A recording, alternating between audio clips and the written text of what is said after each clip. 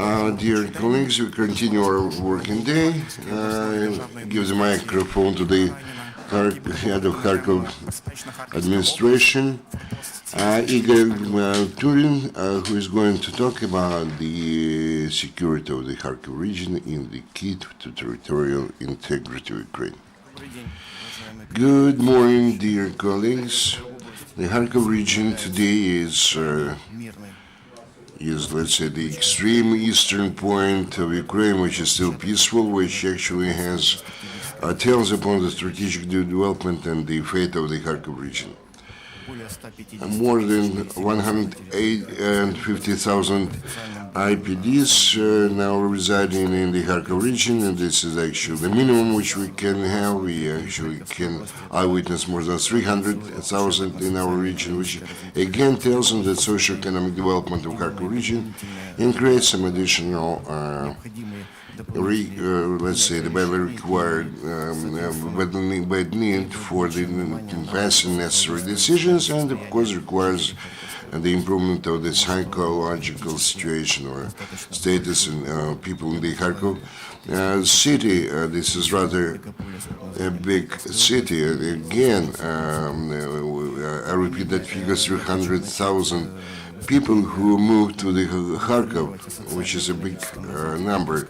Now, speaking about the economic development of the Kharkov region, starting from the starting condition of the development of Kharkov region, based on that, we can create a very serious, let's say, economic fortress in the military social situation. Much depends here on the economic situation. In March, we managed to pass or to adopt the budget at our regional administration. And many experts believe that this is the first for the last 5 years the budget of development, despite the situation which is available today and which is described above in about 80 million hryvnia for the health care is provided for in our budget. This is the biggest or largest sum in the history of our region, which is allotted or allocated for the development of healthcare sector. The major part of that amount is not going to be above the budget, is not going to be spent for, let's say, some payments and whatever. We are trying to purchase the necessary transportation vehicle. And may I inform you that in Kharkov there are no ambulances, no ambulance vehicles in the Kharkov city of Kharkov. They actually purchased very expensive ambulances with a service life which is about 3 months. Also, we provided for a big portion of budget for purchasing the necessary medical equipment for the local hospitals, and we're going to develop the healthcare sphere as a whole. As for educational sector, the school bus program, under this program we are going to buy the first vehicles. You know that this will allow us to, in a centralized manner, to take the school children from the villages and the countryside to their respective schools. Speaking about the payables which have been accumulated over a few last years, despite the very difficult situation, we are prepared to cover our debts. About 10-15, let's say, projects will be launched this year, or will become the startup projects, depending upon the budget to be allocated for that. We are talking about the social humanitarian sphere and the housing residential sector facilities. We are absolutely prepared for the sowing campaign. We have all the necessary fuel lubricants and the necessary agriculture equipment, and we purchased or procured and all the necessary pieces of equipment. And we create a situation when each farmer can actually send his own tractor to the respective facility or the manufacturers and get in about 2 or 4 weeks the modernized tractor back, which will cost him much cheaper than the purchasing a new a new tractor, and believe that 600,000 hryvnia is quite affordable, and which will make the life of the farmers easier. Speaking about the military situation in the Kharkiv region, the situation is not a simple one. It's quite a complicated situation. It's clear that, like the Donetsk and Lugansk regions, the Kharkiv region on April 6 of 2014, it became the area of attack. You remember that during the same day, at the same time, they captured 3 administrative buildings in those regions. In Kharkiv, that was the regional administrative building, and the decision was passed, which the life proved to be that this decision was a right one. The Kharkiv region remained a peaceful region in Ukraine. And despite that fact, the special services of our northern neighbor country do not forget about their attempts to destabilize the situation in the Kharkiv region. They are involved in a number of the sabotage and subversive actions, and I believe that the law enforcement agencies in the Kharkiv region are always on the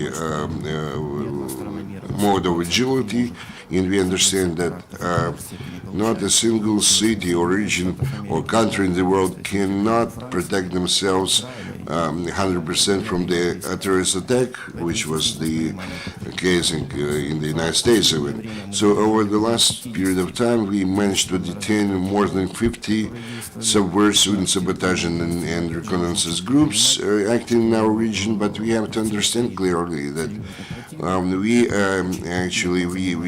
we confront with a very serious enemy and tries to, let's say, to destabilize the situation in the Kharkiv region, and behind each sabotage group is the intelligence service officer from the Russian Federation. And when I repeat myself, that we managed to detain over 50 such groups over the last period of time. Yesterday, the prosecutor's office of Kharkiv region launched started the case against a number of the criminals and groups headed by the former head of this agency, Mr. Zhilin. He is now a wanted person, and we are going to respond in the same manner to similar actions. Just answering a possible question why we did not do that earlier, but I've been in my position only for 45 days, months and a half, so I can report only for this period of time. Thank you. Yesterday there was an explosion, a cistern with fuel in Kharkiv region. Have you arrested anyone? Are there suspects? What will you do to prevent such incidents? And could you provide some details? Thank you for your question. It was not quiet last night, and at 2:45 in the morning on Coke chemical factory there was an explosive device, and under one wagon there was an explosion. On the track nothing happened.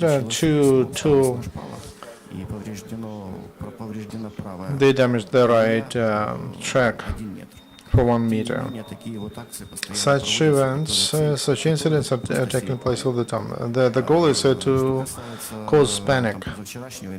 As to that incident which was that before yesterday, that was just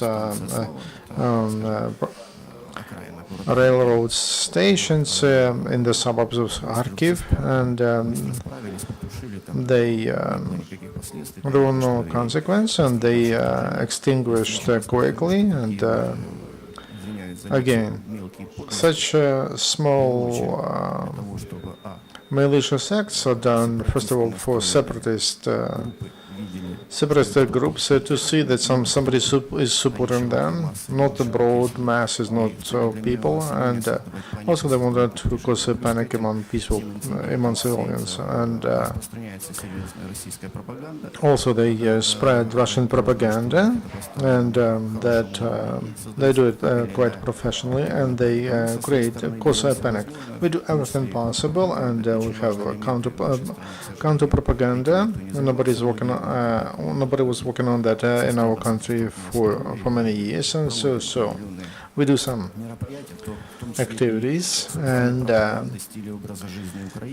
also we promote style of life, and I invite you to Kharkiv. You'll see that we have more than 120 billboards with patriotic symbols, and Kharkiv is it's in yellow and blue colors, and there is no, as to the law enforcement bodies, and I would divide approaches, starting with guarding the border and defending the border, and up to those events inside of the country. I would like to repeat once again that the territory of Kharkiv region is on the border, and we have 350 kilometers with the Russian Federations, and 300 with the Donetsk region. So it's about 600 kilometers in general. So lots of work for law enforcement bodies. As we run an investigation, as we have video who implanted at 2:40, just 15-20 minutes before the train moved. Those incidents, I think, will be investigated, and we'll find those who did that. In Dnipropetrovsk, as we know, there's stability, relative stability, and it's secure for people.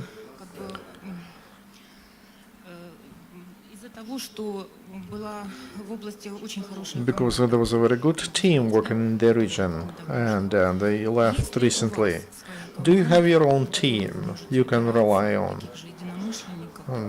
Do you have a team of like-minded people? And do you have shoulders you can lean on? You can get support. So what do you say about your team and colleagues? For the first part, I will express my opinion. As a citizen of Ukraine, I will speak. I highly value what they did in Dnipropetrovsk region. But now, as the head of the regional administration, let's divide clearly the amount of work in Dnipropetrovsk region, 80 kilometers, if I'm not wrong, border with Donbass, and an absence of border with Russia, and 600 kilometers of border with Russia. So there are different capabilities, and also, though from the state budget, we give more to the state budget from Kharkiv region. About the team, that we have the team. I am very responsible about this, and we have more work to do, the invisible work, and that is done by the team. The head of the administration is taking decisions, and I control them, and I'm responsible for the development of Kharkiv region. That's why I'm on 27 districts and the administration, so we have 22 heads. I appointed 22 heads of district administrations, and we'll have a good team of district administration heads. We have professional people, and no novelties, no new man. People who were not in power and from 2010 to 2013, but they are experienced and professional. They have experience of working for the public service and of working in business. They are not newcomers, and it's time to have motivated, well-trained staff, and that's the way I built the team in Kharkiv administration. No more questions. Thank you very much. The briefing is over.